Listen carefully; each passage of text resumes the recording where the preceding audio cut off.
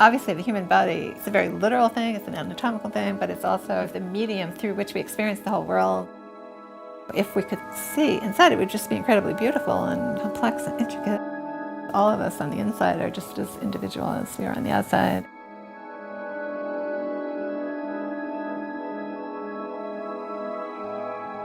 I had scoliosis surgery when I was 13 years old, and that involved having to be in a big plaster cast for a year. I had to be lying down all the time, but I could be sort of propped up on pillows so I could use my hands. And just to keep me busy and have something to do, one of the things, my parents had an art teacher come give me art lessons once a week, and that was my favorite part of the whole experience that helped me get through it. As an adult, when I started having problems with my scoliosis again, that's when I first started just tracing my own x-rays to try to get an understanding of what was going on. Then eventually getting frustrated with just having always the one point of view and wishing that I had something more three-dimensional. It took me a few years. I finally found Dr. Andrew Litt at NYU Medical Center. You know, it was wonderful. They allowed me to come in for years after that to work with the technician on the computer, and I could look at my scan, move it around, and try to match it up to these different poses, print them out for me on little pieces of x-ray film, and I would bring them back in the studio and trace those.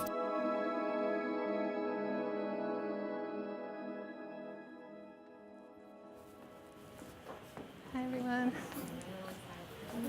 In 2008, I proposed an artist residency where I would be able to work in the anatomy lab, but also I proposed this drawing class because I knew it was such a great way of learning anatomy and seeing it from a different perspective and being able to bring my own perspective as a patient and an artist and someone who had thought about all this a lot.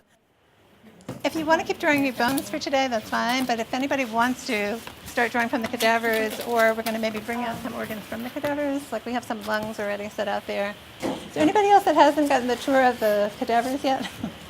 We can do that now. Do you want to join us for that?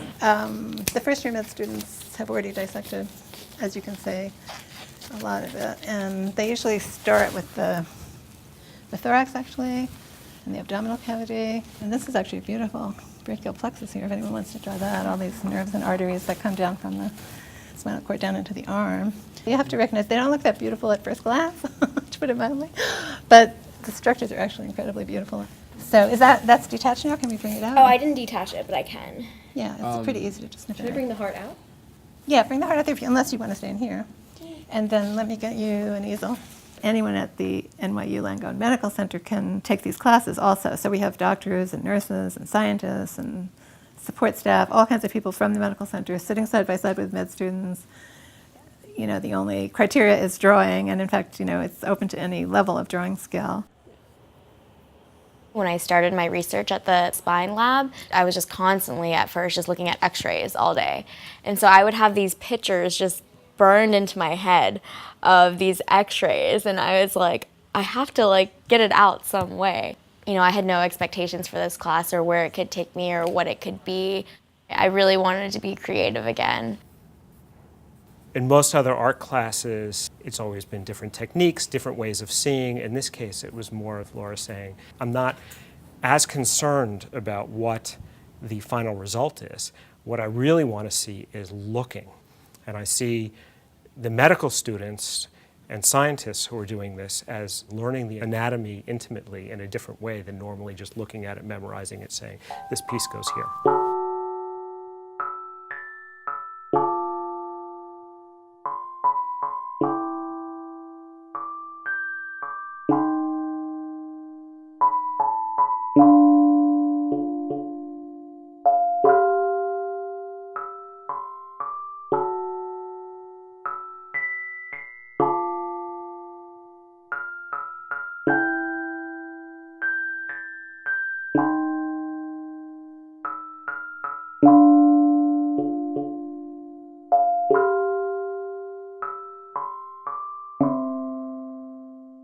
So much about their education is it's either right or it's wrong, and you have to get it right, and you know, all day long, day after day, that's the focus.